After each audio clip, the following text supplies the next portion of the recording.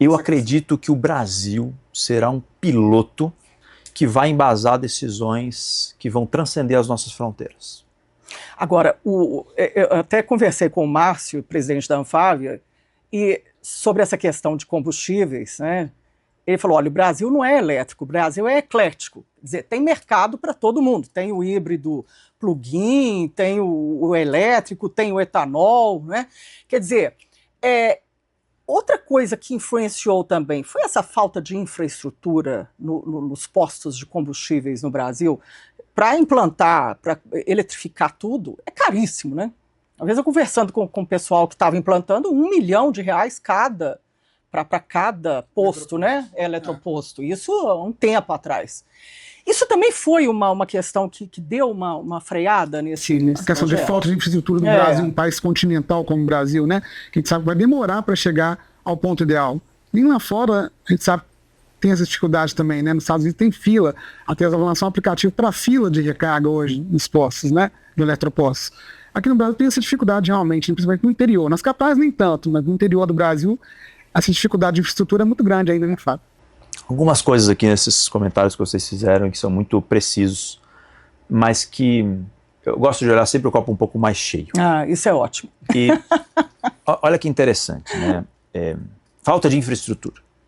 Carros elétricos chegaram para valer no Brasil faz 2 anos. Primeiro chegaram os carros. E agora precisa chegar a infraestrutura. Eu não vou investir em algo que eu não sei se vai pegar, né? Pensa sob a ótica do investidor. É uma promessa bacana, eu posso chegar antes, né, e ganhar mercado, muito arriscado, ou eu faço, né, uma medida de temperatura e tomo minhas decisões. Isso está acontecendo. Você está dizendo a respeito dos chineses que eles estão fazendo hoje, não? Eu estou dizendo a respeito de infraestrutura. Então, assim, não tinha nada de infraestrutura. Zero. A infraestrutura foi construída, está sendo construída, né? A gente tem, só alguns números aqui, tá? O equivalente a 46 mil postos de gasolina no Brasil.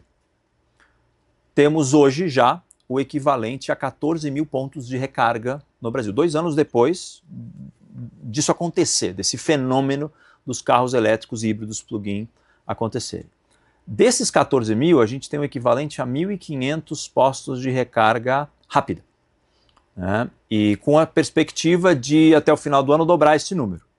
Cada vez mais vocês veem, isso é perceptível no dia a dia, que aqueles postos de recarga que os shoppings cediam, que algumas montadoras cediam como cortesia e que você plugava e 3 horas depois carregava 5%, estão sendo substituídos por postos por meio dos quais você vai pagar um valor, quilowatt-hora, né, o equivalente aí de energia de uma litragem de combustível, e depois de 3 horas você vai ter concluído o carregamento, né, do seu veículo. É um valor de 3 a 4 vezes inferior ao valor do litro da gasolina equivalente, então assim, é mais barato. Isso está se pagando. Você falou R$1 milhão para instalar uma estação de recarga. Isso é caro ou barato? Não sei. Isso pode ser baratíssimo, né? Com um payback, né, com uma taxa de retorno do investimento rapidíssima, né, a depender do uso. Da demanda. Então eu diria que a infraestrutura do Brasil ainda não é a ideal, mas ela está crescendo, está avançando rapidamente. Ao mesmo tempo, as tecnologias dos veículos elétricos, que antes davam aí 200, 250 quilômetros de autonomia numa carga, está avançando tão rápido que o carro que eu dirijo hoje, a Blazer elétrica, eu outro dia carreguei 100% e até postei nas minhas mídias sociais, ele deu 611 quilômetros de autonomia. E ele faz 611 quilômetros. Entrega o que promete. Entrega o que promete. Isso é importante. 600 quilômetros de autonomia. Eu vou ficar, pelo meu perfil de uso, eu vou ficar mais de 10 dias sem encostar esse plug na tomada. Não vai te deixar na mão. Então, sim. Dá para viajar do Rio Grande do Sul a Fortaleza com um carro elétrico? Dá. Hoje em dia você já tem postos de recarga espalhados, você tem que se planejar. Os softwares, por exemplo, né, dos carros elétricos, quando eu saio do ponto A e eu coloco o meu mapa, peço para que ele me leve ao ponto B, ele diz, você tem 75% de bateria, no ponto B você vai chegar com 30%. Nesse meio do caminho tem 5 postos de recarga que você pode eventualmente parar para abastecer. Tem ponto de recarga rápida, ponto de recarga média, ponto de recarga lenta. Desses 5, 3 estão quebrados. Isso que eu sinto. O não consumidor estão não sente funcionando. confiança de pegar a estrada por causa disso. Ambiente. Então, mas é isso, né? Assim, você está abraçando uma tecnologia nova.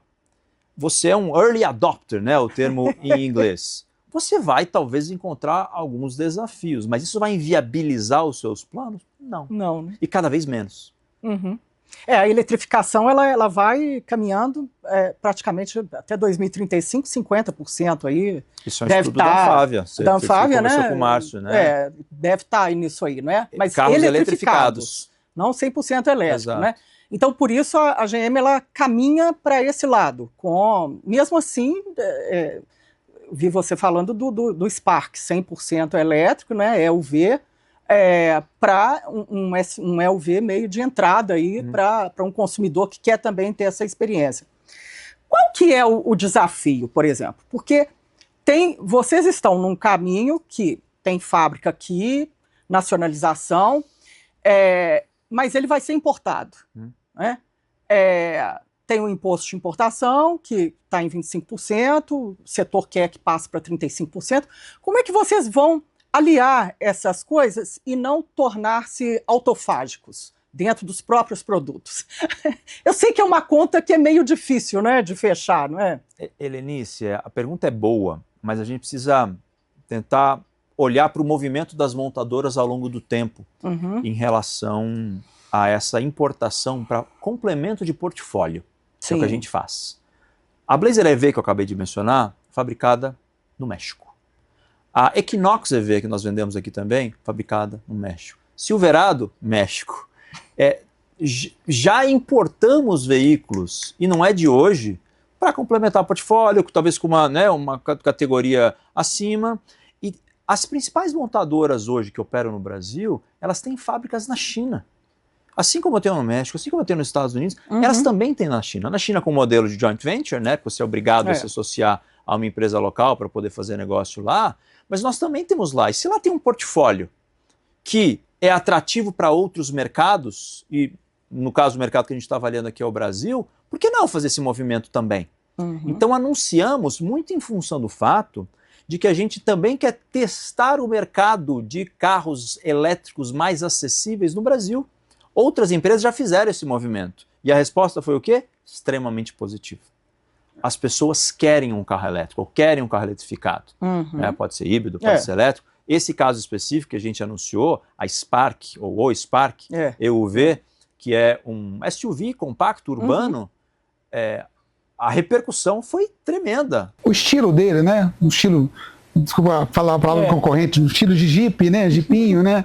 Mas é um estilo mais robusto de carro, diferente do que está vindo no mercado aí, que é o BYD Dolphin Mini e tal, que já está entre os 10 compactos mais vendidos no Brasil, né? Um carro elétrico entre os 10 mais vendidos.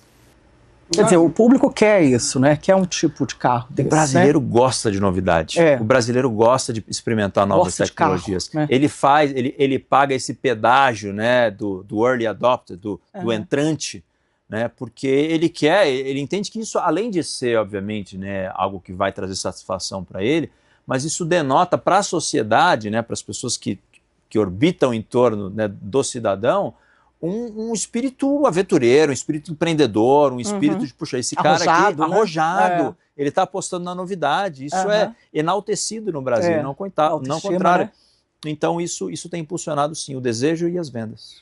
Minas S.A. Temporada Mercados. Oferecimento Gerdau, brasileira de nascimento e mineira de coração. E Sistema Fê Comércio MG. Sesc, Senac e sindicatos empresariais. Juntos por quem faz acontecer. Realização O Tempo.